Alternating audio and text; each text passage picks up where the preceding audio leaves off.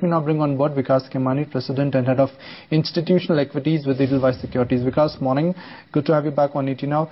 Vikas, how would you interpret last night's government move to increase petrol prices? Do you think this is some kind of an indication and some kind of an harbinger that in the near term we could see more sensible and strong reforms, or the government has taken too much of pain for no gain?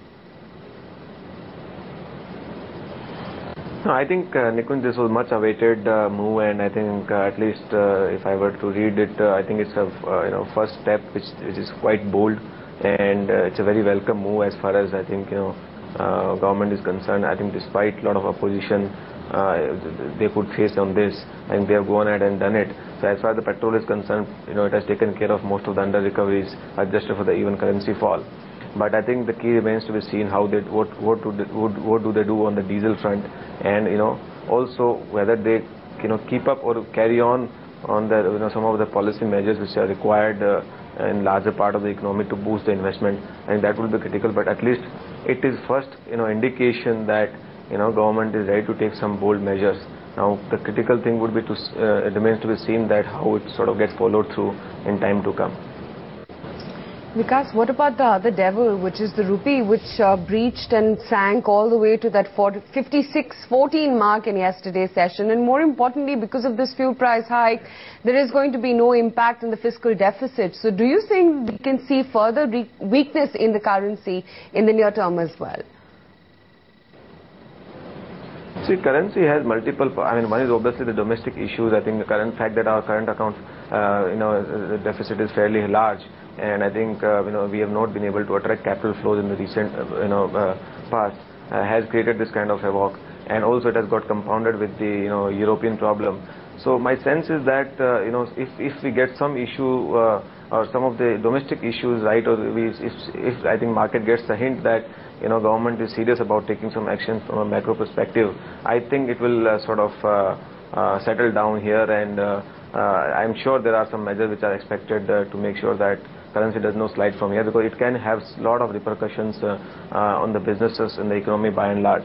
So I don't think government or regulators would allow to sort of have a continuous slide at such a steep pace in foreseeable future. I mean, it might a little bit go more from here. That can't be sort of predicted. But my sense is that from here on there will be strong measures to sort of curb the slide. Because the difference between petrol and diesel is now about 30 rupees per litre. Can one safely assume that in the near term the demand for diesel vehicles will only increase and the demand for petrol vehicles will only die down? That's, I think one can be, one can definitely extrapolate that because I think it will become a lot more economical to drive a diesel vehicle, even adjusted for the capital cost.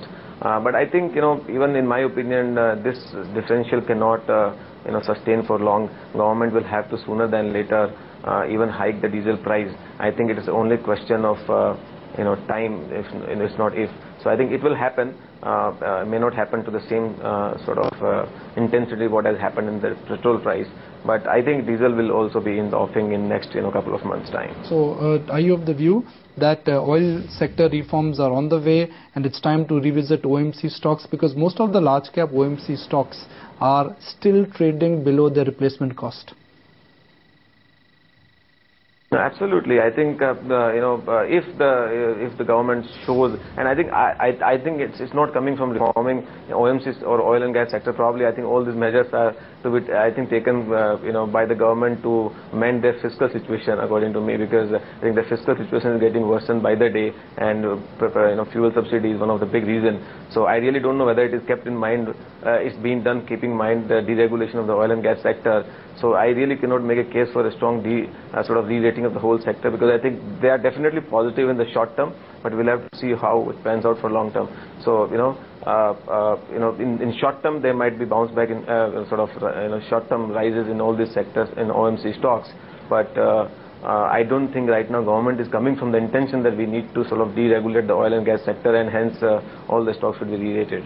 Because at these levels, is there merit in buying State Bank of India, because they came out with excellent set of numbers, management commentary was strong, and the chairman of the bank clearly has indicated that they are confident of maintaining their NIMs and protecting their NPAs.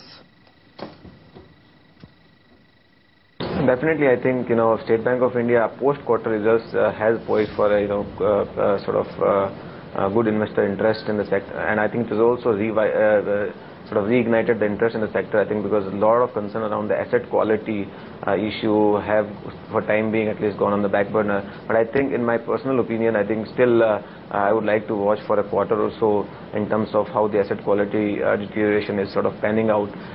Right now, I think after this result, one thing is becoming very clear: there's a large part of the sort of bigger NPAs or asset quality issues have been sort of factored in the results, but somehow I feel that still some amount of pain can be left in the SME sector and some more large sectors. So I would before making a strong call in State Bank of India, would definitely watch out for a quarter's performance in as far as the asset quality is concerned. I think the next up move in SBI will definitely happen only when interest rates start softening down, which also I think is slightly away, given the current macroeconomic scenario.